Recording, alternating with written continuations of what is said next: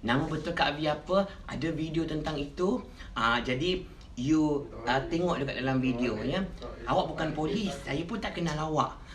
Orang nak minta IC kita pun kita tanya kenapa. Nama betul. Kenapa saya perlu reveal nama betul saya pada awak? Awak mungkin guna nama IG pun bukan nama betul awak, tak ada bin pun. Cuba awak tengok kenapa tak guna nama betul, bin tulis nombor IC sekali.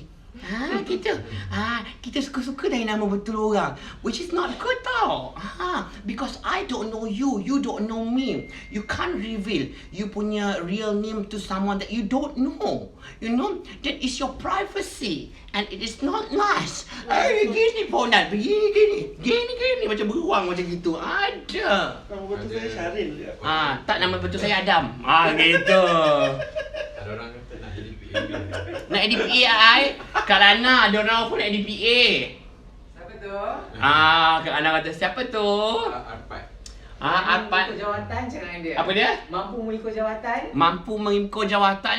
Saya mungkin nampak kelakar dekat depan ni, tetapi when it comes to work, saya ada moodi saya ya. Moodi saya dan saya ada tegas saya ya.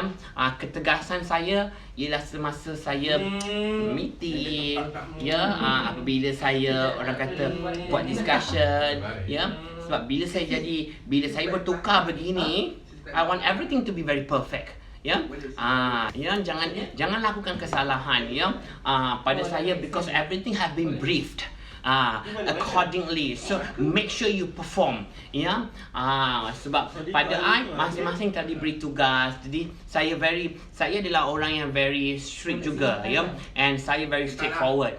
Tapi saya bercakap kasar depan you, saya bagi depan muka, habis itu je, habis event I will say sorry, and then I akan highlight balik kenapa I marah. You kecil hati tak? Okay, kalau you kecil hati, ceritakan balik kenapa you kecil hati. Salah ke yang I marah you tadi?